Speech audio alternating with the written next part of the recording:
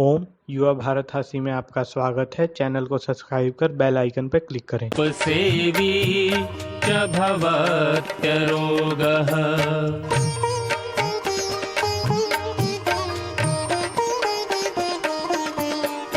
मतिर्वचः कर्म सुखानुबन्धी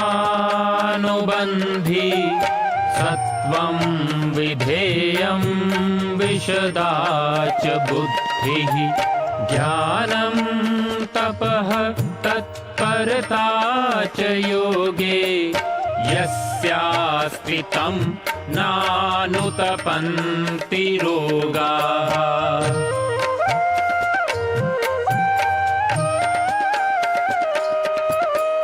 योगेन चित्तस्य पदेन वाचां मलं शरीरस्य च वैदिकेन योपाकरोतं प्रवरं मुनीनां पतञ्जलिं प्राञ्जलिरानतोऽस्मि पतञ्जलिं प्राञ्जलिरानतोऽस्मि पतञ्जलिं प्राञ्जलिरानतोऽस्मि।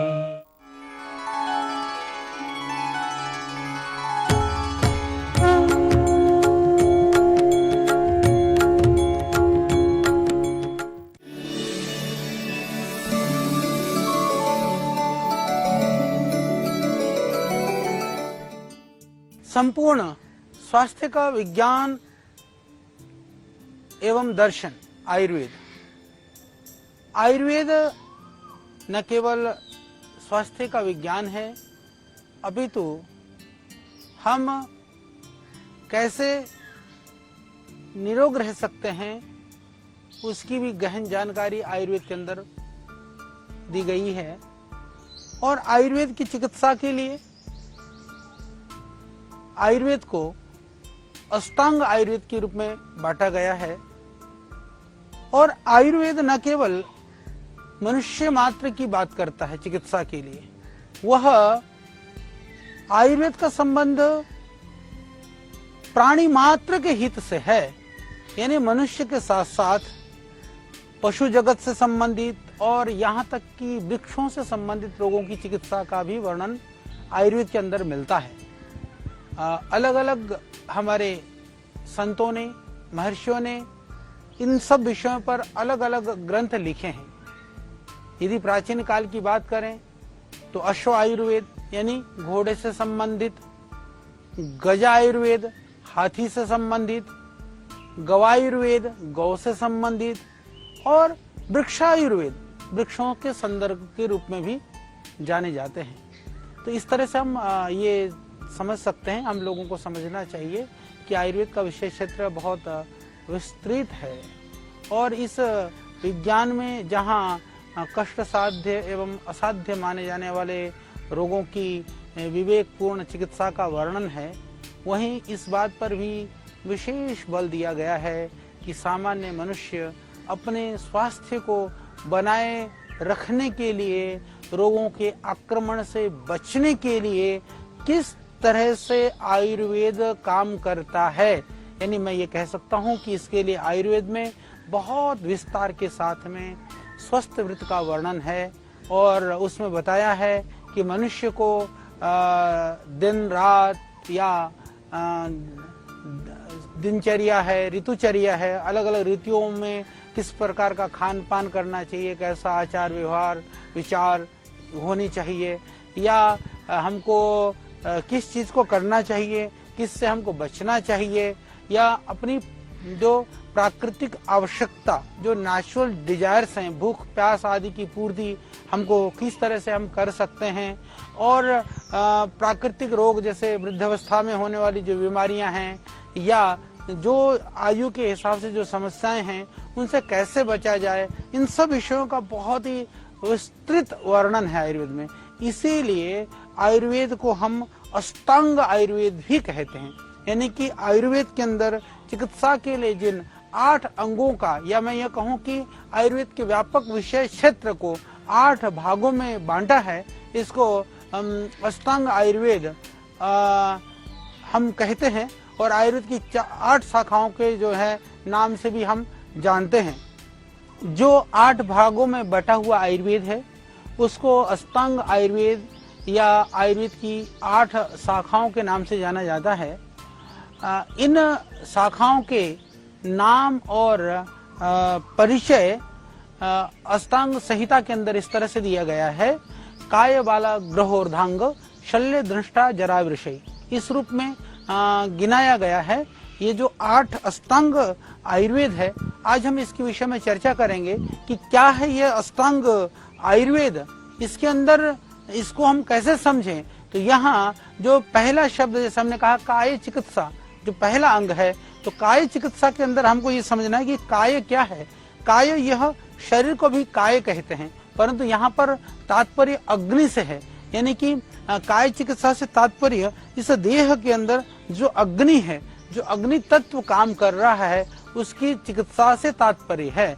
यानी कि आयुर्वेद की दृष्टि से हम कहें कि अग्नि शब्द है, उसका जो अभिप्राय है, जो उसको हमें संपूर्ण दर्शन को भी थोड़ी सी समझने की आवश्यकता है कि अग्नि किसको कहते हैं। यानी कि शरीर की एक एक जो मूलभूत कोशिका से लेकर के पूरा शरीर तंत्र जो हर समय एक सतत जीवनीय प्रक्रिया से, यह जो शरीर है सतत जीवनीय प्रक्रिया से गुजर रहा होता है।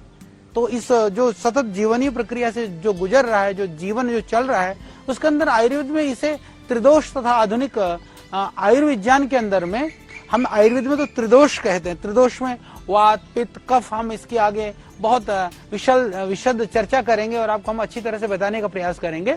पर मॉडर्न यदि हम सिस्टम के हिसाब से बात करते हैं, एलोपैथिक या मॉडर्न मेडिकल साइंस के अंदर, इसे हम एनाबॉलिज्म, कैटाबॉलिज्म, मेटाबॉलिज्म, इस तरह से 3 नाम दिया गया है।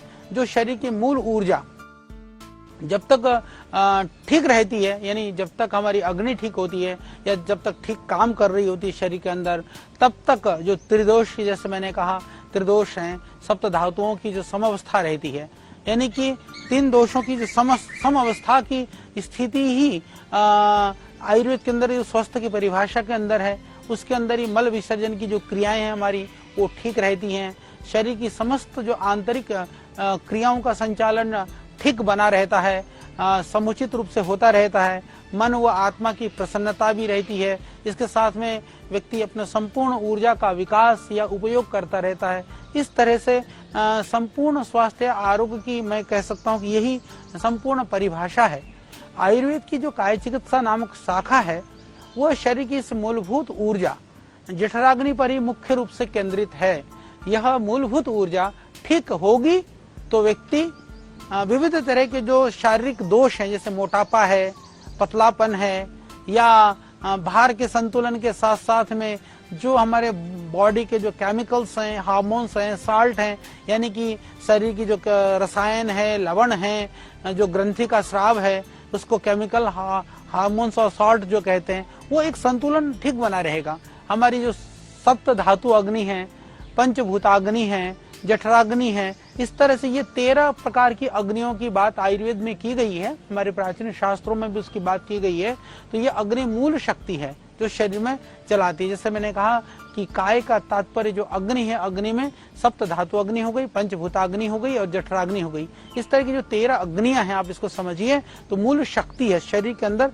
तो जिस पर हम सप्त धातुओं और पंच महाभूतों से निर्मित, यानी कि 7 धातुएं हैं, पंच महाभूत है, इससे यह जो शरीर है, जो शरीर के चयापचय जो प्रक्रिया है, उस पर ही निर्भर करती है। इसीलिए आयुर्वेद की जो चिकित्सा का मूल आधार है या मूल भाग है, ये काय चिकित्सा या अग्नि चिकित्सा है। यानी कि आयुर्वेद में जो सभी उपचार प्रक्रियाएं हैं, सभी यौगिक क्रियाएं हैं, सभी प्राकृतिक चिकित्साएं हैं, सभी जितने भी उपाय बताए गए हैं, जितनी भी विधाएं बताई गई हैं, जितने भी हम प्रक्रियाएं बता रहे हैं, उन सब का मैं एक तरह से कहूं कि उसका मुख्य प्रयोजन है शरीर की जो ये मूलभूत अग्नि है, ऊर्जा है, उसको जागृत करना, जागृत के साथ साथ में उसको नियंत्रित करना और उसका संतुलन बनाए रखना। तो इस तरह से जो 13 प्रकार की जो जठराग्नि है, 13 प्रकार की जो अग्नि है, उनमें से जो जठराग्नि है उसको प्रमुख अग्नि कहा गया है, यानी कि आधारभूत अग्नि कहा गया है। जठराग्नि को ही पाचक अग्नि भी कहते हैं। डाइजेस्टिव जो पावर है, जो भी हम लेते हैं, वो पाचन की जो प्रक्रिया को जो करने वाला जो सामर्थ्य है, शक्ति है, वह है जठराग्नि। तो इस आधार पर हम कह सकते हैं कि जो पाचक अग्नि की मंदता और जो अनियमितता है, उससे बहुत सारी बीमारियां पैदा होती हैं। उन बीमारियों को रोकने के लिए जो हम उपाय बताते हैं, जो हम चिकित्सा करते हैं, आयुर्वेद में उसे काय चिकित्सा कहा जाता है। यानी हम कह सकते हैं कि इस तरह से इस शाखा के अंतर्गत, यानी काय चिकित्सा के अंतर्गत उन सारी बीमारियां आ जाती हैं और उन सारे रोग, उसके बीमारियों को रोकथाम भी इसके अंदर सम्मिलित हो जाता है, जो शरीर को प्रभावित करते हैं, यानी कि हमारे सारे शरीर को जो प्रभावित करते हैं। जैसे हो गया ज्वर हो गई, उन्माद हो गया, जिसमें प्रमेह हो गया, डायबिटीज हो गई, या जिसको हम मधुमेह कहते हैं, या मूत्र संबंधी दूसरी बहुत सारी बीमारियां हो गई, जिसमें गाउट हो गया, वातरक्त जिसको बोलते हैं, गठिया बोलते हैं हम लोग, या रक्तपित्त हो गया, शरीर में से किसी भी शरीर में से जो ब्लीडिंग वगैरह होती है, या कुष्ठ की बीमारी हो गई, अतिसार हो गया जिसको दस्त वगैरह बोलते हैं, सूजन वगैरह हो गया, शोफ वगैरह है, शोष जिसको बोलते हैं, पांडु है, रक्तल्पता है, अरुचि है, मोटापा है, बवासीर है, शूल है, शरीर में दर्द वगैरह होना, पेट संबंधी जो बीमारियां हैं और पेट में जलोदर वगैरह होना है, जैसे लोग कहते हैं गुप्त रोग, भयानक रूप से जो जितने भी स्त्री और पुरुष की सारी जो बीमारियां हैं, ये सब रोग लगभग इसके अंदर, इस विषय के अंदर ये सब आ जाता है। यानी काय चिकित्सा जठराग्नि को, इससे पूरे जो इस देह को, जो 13 हमारी अग्नि है, उनकी चिकित्सा करना, यह काय चिकित्सा कहलाता है। इसी तरह से दूसरे नंबर पर हमारा आता है जिसको हम कहते हैं बाल रोग चिकित्सा। बाल रोग चिकित्सा को कौमार भृत्यम नामः, यानी कि कौमार भृत्य जिसको कहा जाता है, कि बाल रोग चिकित्सा के लिए मैं ऐसा मानता हूँ कि वह बाल रोग की चिकित्सा प्रारंभ हो जाती है गर्भ स्थिति से ही। जब बच्चा गर्भ में होता है, यानी तब से ही इसकी चिकित्सा माँ के माध्यम से हम गर्भ की रक्षा के जो उपाय करते हैं, गर्भ की रक्षा के लिए जो विधाएं और जो चिकित्साएं, दवाइयां बताई जाती हैं, और गर्भिणी की स्वास्थ्य की रक्षा एवं उसके रोगों की चिकित्सा, और उसके बाद में जब वो हमारे यहाँ गर्भ जब ठहरता है, उसमें प्रति माह के लिए 3 महीने के बाद में चतुर्थ मास की, पंचम मास की, षठ मास की, सप्त मास की, नव मास, पूरी एक चिकित्सा की पूरी प्रक्रिया है। आगे हम चिकित्सा की जब बात करेंगे तो वो सारी चीजें हम आपको अच्छी तरह से बताने का प्रयास करेंगे। तो अभी मैं आपको ये बताना चाहता हूँ कि इस तरह से गर्भ की रक्षा के लिए भी आयुर्वेद में बहुत सारे औषधियों का वर्णन है। उसके बाद में जब प्रसव हो जाता है, यानी शिशु जब इस माँ के गर्भ से धरती पर आ जाता है, तो उसके बाद में भी शिशु से संबंधित सारी प्रकार की जितनी भी अवस्थाएं हैं बच्चों की, या जितनी भी चिकित्सा है, तो ये बाल रोग चिकित्सा शाखा के अंतर्गत ही आता है। तो इसमें यहाँ तक भी वर्णन है कि बच्चे के लिए किस तरह की सेविका होना चाहिए, यानी धाय का चयन भी हमारे यहाँ, यानी उसको हम आज नर्स कह सकते हैं, या जो हमारी सेविका होती हैं, धाय माँ होती है, वो माँ से बढ़कर के होती है, उसके लिए भी हमारे आयुर्वेद के ग्रंथ के अंदर में पात्रता, धाई कैसे होना चाहिए, इसके लिए बहुत विशद वर्णन है। यानी ऋषियों को पता था कि सिर्फ बच्चे की भूख प्यास के लिए ध्यान देने के लिए नहीं, अभी तो उसके जीवन संस्कार के लिए भी जो सेविका होती हैं, जो बच्चों के आसपास में होते हैं, उनका बहुत प्रभाव पड़ता है। तो इसी के साथ साथ में माँ के दूध के संदर्भ में, क्योंकि पहले तो सेवा करने वाला सही हो, तो बच्चे का पहला जो आहार होता है वो स्तन्य होता है, जिसको हम माँ का दूध कहते हैं। तो उसमें कोई विकार न हो, और विकार हो तो दूध कम आती हो माँ के। जैसे हमारे बहुत सारे प्रयोग हैं, शतावरी पाउडर है, या जीरे का काढ़ा बना करके पीना है, वो स्तन्य शोधक माना गया है, दूध की शुद्धि के लिए, दूध की ज्यादा उत्पत्ति के लिए आयुर्वेद में इस तरह के बहुत सारे वर्णन हैं। तो उसके जो माँ के दूध के विकार है, उनकी चिकित्सा है। और इसके अतिरिक्त हमारे यहाँ योगिनी और ग्रहों, कई बार लोगों को हम लगता है कि ग्रह है, प्रेत है, पिशाच है, ये शब्द आयुर्वेद के अंदर बहुत सारे बैक्टीरिया और वायरस के लिए प्रयोग हुआ है। तो बहुत सारी जगह पर इस तरह की बातें की गई है, तो उनसे विविध तरह के जो है वो रोग उत्पन्न हो जाते हैं, उन रोगों की चिकित्सा की गई है। तो वो विषाणु और बैक्टीरिया और वायरल चिकित्सा की पहले से आयुर्वेद के अंदर वर्णन है। इसके अतिरिक्त जैसे उनकी पहचान करना, उनकी चिकित्सा करना, सूती का रोग, यानी कि सूती का या प्रसूति जन्य जो रोग हैं, उसको सूती का रोग हम आयुर्वेद में कहते हैं, जो प्रसव के बाद में, क्योंकि बहुत ज्यादा माँ का जो शरीर है प्रसव के बाद में वो बहुत ही संवेदनशील हो जाता है, उस समय बहुत ज़्यादा सावधानी की आवश्यकता होती है। हम मानते हैं कि आयुर्वेद में उसके लिए जितना विशद और जितनी वैज्ञानिकता के साथ वर्णन है संभवतः अन्यत्र है, हमको ऐसा कम लगता है।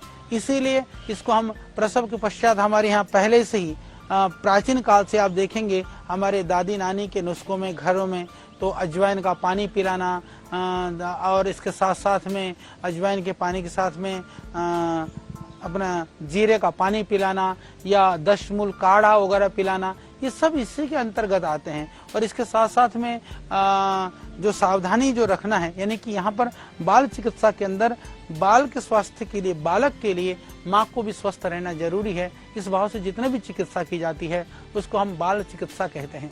तीसरे जिसको हम भूत विद्या कहते हैं कि यानी भूत विद्या के नाम पर देवासुर, गंधर्व, अक्ष, ये पितृ, पिशाच, इस तरह से अलग अलग नाग, ग्रह, इन सब, यानी कि मैं इसको कहूँ कि देव है, असुर है, गंधर्व, ग्रह, राक्षस है, पिशाच है, यक्ष है, इन सब नामों का प्रयोग आयुर्वेद में बहुत सारे जीवाणुओं के लिए, विषाणुओं के लिए किया गया है। ये समझने की बात है। हम लोग ग्रह, राक्षस, पिशाच, यक्ष, डाकिनी, शाकिनी के नाम पर झाड़ पूछ इधर लगे। हाँ, झाड़ने पर भी जब हम विविध तरह के जड़ी बूटियों को जाल करके धुआं करते हैं तो विविध तरह के बैक्टीरिया और वायरल खत्म हो जाते हैं। और इसी का ही प्रयास जैसे हम यज्ञ करते हैं तो यज्ञ में भी हम बहुत उससे वातावरण की शुद्धि करते हैं, बहुत तरह के जो विषाणु जीवाणुजन्य रोग हैं उनके शमन के लिए प्रयोग करते हैं। दुर्भाग्य से शमन तो हम विषाणु जीवाणुओं का कर रहे होते थे, पहले यज्ञ करते थे, वो यज्ञ धुना में परिणित हो गया।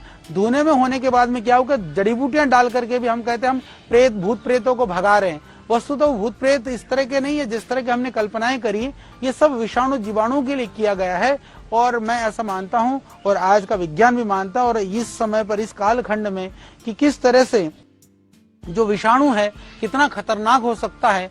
आपका जो कोविड-19 से हम सब महसूस कर रहे हैं, तो इस तरह के जितने भी जो रोग हैं उनकी उत्पत्ति के कारण है। यानी कि आप देखेंगे कोविड-19 भी वायरस बाहर है, उतनी शक्तिशाली नहीं है, वो साबुन मात्रा से भी खत्म हो जाता था, हैंड सैनिटाइजर से भी खत्म हो जाता है और हमारे को हम यदि मास्क लगा लेते हैं उससे भी नहीं घुसता है। पर जब शरीर में चला जाता है तो जाकर के वो उसके लिए जो उसका आहार है वो मनुष्य है, मनुष्य का शरीर है। जब मनुष्य के शरीर में चला जाता है तो मजबूत हो जाता है, वो इतना बलशाली हो जाता है, फिर उसको खत्म करने में कठिनाई होती है। तो मनुष्य में ये आक्रमण करें इससे पहले ये बहुत दुर्बल होते हैं। हमको ये समझना चाहिए कितने भी जीवाणु, बैक्टीरिया हैं, वायरल है, जब तक वो मनुष्य के संस्पर्श में नहीं है, मनुष्य के साथ स्पर्श में नहीं है, वो बहुत शक्तिशाली नहीं है। तो उन शक्तियों को यानी हम हमारे अंदर आक्रमण करके वो शक्ति को प्राप्त करते हैं, तो उसको शक्ति प्राप्त करें, यानी कि मनुष्य पर लगे उससे पहले ही बचाव करना। इस तरह के विषाणुओं को, बैक्टीरिया, वायरल को क्षण करने का उपाय है। ये आयुर्वेद में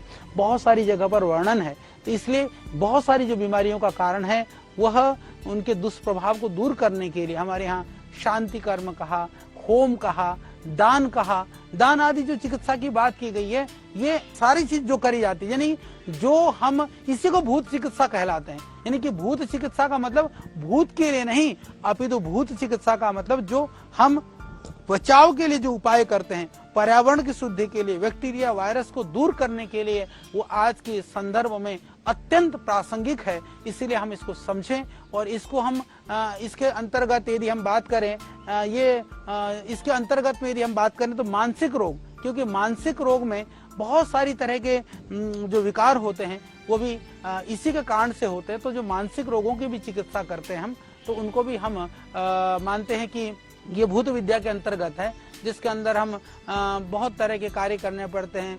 लोगों को नशे आदि के द्वारा सुंघाना, उनको नियंत्रण करने के जो साधन है, कई बार मानसिक उन्माद में होता है तो आदमी को पकड़ना भी पड़ता है, बांधना भी पड़ता है, डराना भी पड़ता है, धमकाना भी पड़ता है। तो इस तरह के जितने भी जो उपाय किए जाते हैं, कुछ धुआं दिया, कुछ हमने सूंघाया, कुछ नस से डरा, कुछ अंजन किया, तो जितने भी विधाएं हैं ये एक योग्य चिकित्सक ही कर सकता है। ये झाड़ फूक का नाम कहने की कोई भी झाड़ू उठा के कर दे, कोई भी धुआं डाल करके कर दे, ये पूरा विज्ञान है, साइंस है, और ये वो कर सकता है जो कुशल वैद्य है, जो आयुर्वेद का अच्छा जानकार है।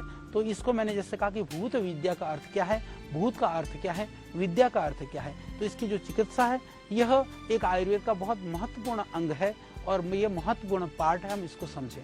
चौथे नंबर पर हम बात करते हैं शल्य चिकित्सा, या जिसको शल्य तंत्र कहा जाता है, जिसके अंदर हम विविध तरह के जो यंत्र हैं, शस्त्र आदि के माध्यम से हम जो क्रिया करते हैं। शल्य जो आज मॉडर्न मेडिकल साइंस के अंदर में हम बात करते हैं सर्जरी की बात, सर्जरी की उत्पत्ति ही हमारी सुश्रुत से हुई है, यानी जिसके अंदर हम चीर फाड़ करते हैं, किसी भी यंत्र और शस्त्र के द्वारा करते हैं, जिसको सर्जरी हम कहते हैं।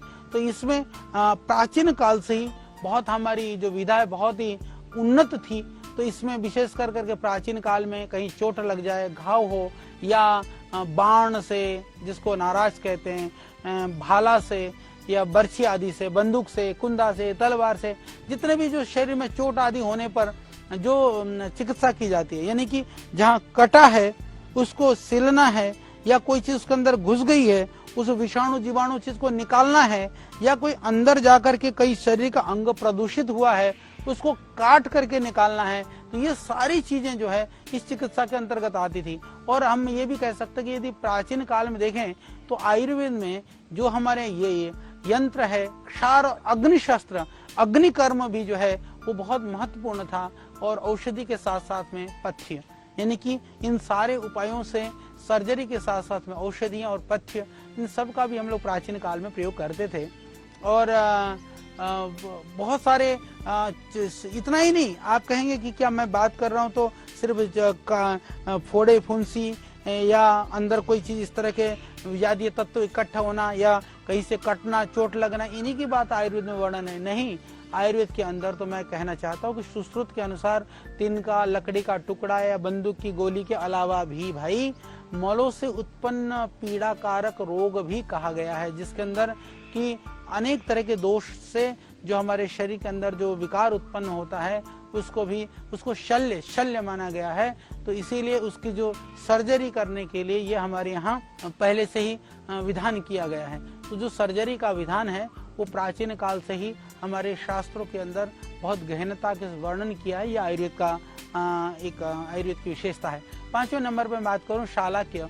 शालाक्य हमारे यहाँ जिसको हम शालाक्य को हम ऊर्ध्वजत्रुगत रोग भी कह सकते हैं। ऊर्ध्वजत्रु अर्थात हमारा कंठ है, सर है, मुख, नाक है, गला है, जो आजकल जैसे हम कहते हैं ना ENT, इसको शालाक्य हम कहलाते हैं। तो इसके अंदर प्रायः क्योंकि शालाक्य इसको इसीलिए कहते हैं कि उसमें शला का जो प्रवेश है जो उसकी सहायता से की जाती है, इसलिए शाखा को शालाक्य नाम से जाना जाता है। जैसे मैंने कहा कि हम लोग इसको आधुनिक विधा में हम जो ENT के रूप में जानते हैं। तो इसके अंदर जितने भी जो रोग हैं उनके लिए हमारे यहाँ नेत्र रोग आदि के लिए सर्जरी से लेकर के, औषधि से लेकर के, पंचकर्म से लेकर के, सटकर्म से लेकर के विविध तरह की शोधन की प्रक्रियाएं, विविध तरह के औषधियों का वर्णन है। ये शालाक्य कहता है। 6ठे नंबर पर जिसको अगध तंत्र कहते हैं। अगध तंत्र जो है जहाँ पर ये जो सर्प, कीट आदि जितने भी जो पॉइजन है, जो अलग अलग तरह के विषयों की पहचान करना, उसको जो है ना उसकी चिकित्सा करना, जितने भी तरह के विष हैं, चाहे वह स्थावर विष हो, पेड़ पौधों से हो, खनिज पदार्थों से उत्पन्न विष हो, चाहे जांगम विष जिसको बोलते हैं, जीव जंतुओं के विष हो, या संयोग जन्य विष, कई बार कई पदार्थों के सम्मिश्रण से भी जहरीला हो जाता है। जैसे हमारे इसीलिए कहते हैं कि किसके साथ क्या मिला के खाना है, तो वो उसमें भी यदि गड़बड़ हो जाता है तो उससे भी विष हो जाता है। तो इस तरह के चाहे जहरीला जहर अंदर से लिया गया है, बाहर से लिया गया है अंदर, या जहर कोई चीज लेने के बाद में अंदर जाकर के पैदा हुआ है, या खाने से हुआ है, किसी के काटने से हुआ है, या किसी भी कारण से हुआ है, उनकी सबकी जो चिकित्सा करने का जो हमारे यहाँ विधान था उसको हम इस तरह से विष चिकित्सा के रूप में हमारे यहाँ पहले से इसको किया जाता था। इसके बाद में फिर 7वें नंबर पर है जिसको बोलते हैं रसायन तंत्र।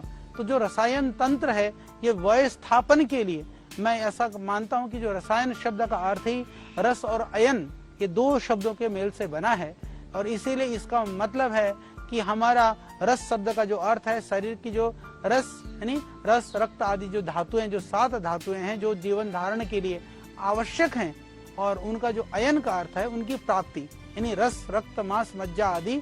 तो रस अयन, रस की प्राप्ति के जो उपाय हैं उसको रसायन कहा जाता है, यानी कि जिससे धातुओं की प्राप्ति हो, धातुओं का पोषण हो, धातुओं का संरक्षण हो। प्राप्ति, पोषण और संरक्षण यह है रसायन। इसीलिए इसको हम कह सकते हैं कि संपूर्ण चिकित्सा जिसके द्वारा रस, रक्त आदि धातुओं की वृद्धि होगी, और धातुओं की वृद्धि होगी तो मन में उत्साह होगा, उल्लास होगा, हमारी जो शरीर और इंद्रियां हैं उसमें दृढ़ता आएगी, त्वचा में जो है ग्लो होगा और झुर्रियां नहीं होंगी, असमय में बाल सफेद नहीं होंगे, यानी कि उसमें बुद्धि भी बहुत अच्छी काम करेगी, आयु की भी वृद्धि होगी, यानी हम स्वस्थ भी होंगे, हम निरोग भी होंगे, हम आयुवान भी होंगे। ये इसको करने के लिए जितने भी उपाय हैं, जितने भी औषधियां हैं, जितनी भी सावधानियां हैं, आगे हम इन्हीं की चर्चा करेंगे, बात करेंगे। ये सब कुछ रसायन चिकित्सा के अंतर्गत ये हम मानते हैं आयुर्वेद के अंदर। तो अष्टांग आयुर्वेद में अंतिम रसायन के बाद में है वाजीकरण। वाजीकरण एक बहुत ही महत्वपूर्ण प्रयोग है आयुर्वेद के अंदर। वाजीकरण शब्द का जो अर्थ है, ये वाजी और करण, यानी कि इसमें ये लिखा भी है कि अवाजी वाजी क्रियते अनेन इति वाजीकरणम, अर्थात जो अवाजी है, अवाजी मतलब जिसके पास शुक्र नहीं है, जो बल वीर्यहीन है, या जो संतान उत्पत्ति करने में सक्षम नहीं है, जो नामर्द है। आजकल सेक्सुअल डिजीज की बहुत की जाती है, सेक्स की बहुत, मतलब हम लोग अति कामुकता और काम की बात करते हैं, और मरा से मरा भी जो है ना, यदि कहीं कामुकता की बात सुनते हैं तो उनको लगता है कि ये तो पता नहीं कहीं हमको कोई बड़ा कोई खजाना मिलेगा। पर मैं कहना चाहता हूँ कि अवाजी वाजी क्रियते, यानी कि आपको भौतिक सुख चाहिए, सामर्थ्य सुख चाहिए, जो सेक्सुअल डिजायर्स पूरा भी करना चाहते हो, तो पहले अवाजी को वाजी होना होगा, यानी आपको शुक्र संपन्न होना होगा। तो इस तरह की औषधियाँ मात्र और मात्र जिसको शुक्र संपन्न करने की औषधियाँ आयुर्वेद के अंदर ही वर्णित हैं। इसीलिए इसके अंदर संतान उत्पत्ति की बात हो, चाहे शारीरिक सुख की प्राप्ति की बात हो, तो इसको हम वाजीकरण के रूप में जानते हैं। तो जिसके अंदर वाजीकरण चिकित्सा ही एक ऐसी चिकित्सा जिसमें शुक्र की गुणवत्ता, शुक्र की मात्रा बढ़ाने में सहायक है, इसलिए इसको हम वाजीकरण कहते हैं। ये सभी तत्व साधन, शुक्र की कमी, शुष्कता, दूषितपन, क्षीणता, जितने भी जो दोष हैं शुक्र के अंदर हैं, तो ये सब हम आयुर्वेद के अंदर वाजीकरण हम कहते हैं। ये इस सब का वाजीकरण के रूप में आयुर्वेद में वर्णन है।